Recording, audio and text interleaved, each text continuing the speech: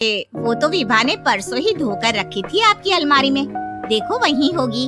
वो ना मैंने आज धो दी, मुझे लगा कि गंदी हो गई होगी। अरे कैसे गंदी हो गई थी, उसे तो मैंने पहना भी नहीं। हे भगवान, इस लड़की के कपड़े धोने की आदत से परेशान हो गया हूँ मैं। जितना तो घर में राशन नहीं आता, उससे कहीं ज्यादा डिटर्जेंट पाउडर का खर्चा है।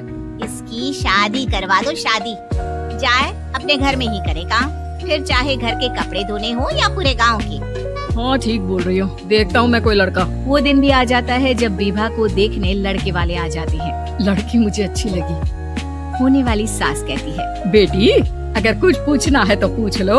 वैसे तो हमारी लड़की बहुत ही शर्मीली है, जो बोल दो वो मान लेती है, इसे क्या पूछना होगा। अरे कैसी बात कर रही हो माँ, मुझे इन लोगों के घर रहना है, सवाल तो कई है।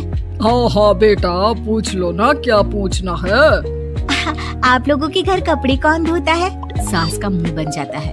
देखो अगर तुम ये कहना चाहती हो कि तुम्हें कपड़े धोने नहीं आते तो सुन लो, कपड़े मैं ही धोती हूँ, लेकिन तुम्हारे आ जाने के बाद मैं रुमाल तक नहीं धोऊंगी। अरे चुप रहना भाग्यवान, बहू बेचारी घर आई नहीं, उसे डराना शुरू कर दिया। वो क्या है ना बिटिया, अभी तक तो ये कल्लू की माँ ही धोती थी, लेकिन अब तुम्हारे पापा तो दहेज में वॉशिंग मशीन देंगे ही। तभी विभा की माँ बोल पड़ती है, सवाल भी पूछा तो क्या, वैसे भाई साहब मशीन की तो फिर भी कपड़े धोने की कैपेसिटी होती है, मतलब जो बिटिया दे रहे हैं ना विभा, इसे कपड़े धोने का बहुत शौक है। ये आप लोगों के क्या आस पड़ोस गांव मोहल्ले सबके कपड़े धो दे और उफ तक ना करे।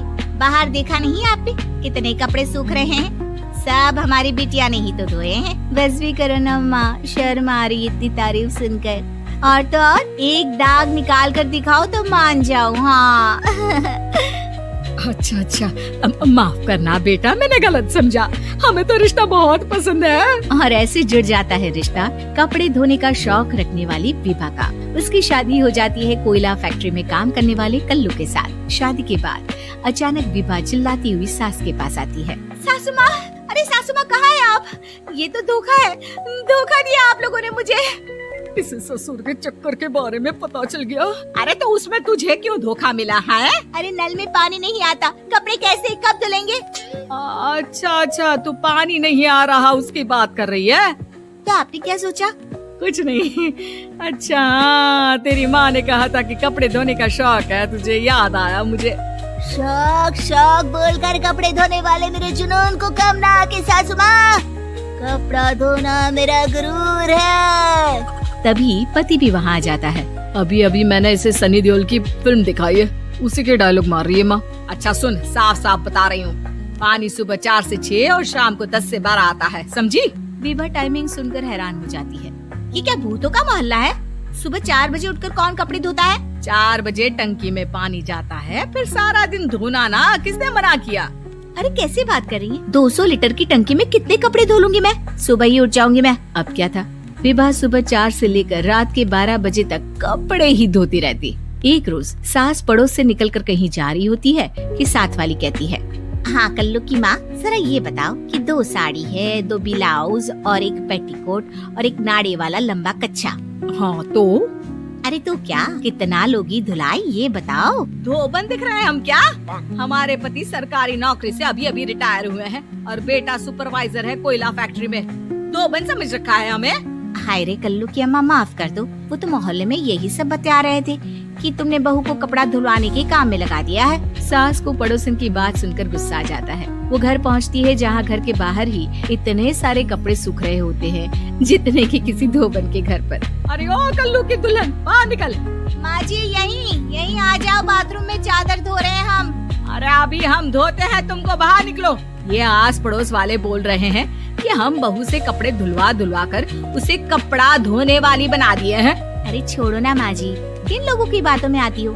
आस पास के लोगों का तो काम ही होता है कि वो किसी तरह सास बहू को लड़ा दे। बहू सारे घर के कपड़े धोती है, ये क्या कम है? बोलिए। सास को भी लग जाता है कि वो बहू का ये सनकीपन नहीं छुड़वा सकती, इससे अच्छा है कि खुद ही चुप हो जाए। एक रोज सास और बहू मंदिर जाते हैं, जहाँ सास की साड़ी वहाँ खड़ी भीख मांगने वाली से मिलती है। माँ जी क्या बात है, आपकी साड़ी उस भिखारन से कितनी मिल रही है ना? हाँ देखो तो दोनों की साड़ी मिल रही है। क्या बात है कल्लू की अम्मा, तुम खुद को तो अफसर की बीवी बताती हो और ऐसी सिंपल सी प्लेन साड़ी पहनकर घूमती हो। सिंपल और प्लेन नहीं है ये साड़ी। तो क्या सोने के धागे से फूल बने हैं? कुछ भी सासू माँ, कुछ भी। हाँ बने थे इस साड़ी में सोने के धागे से फूल।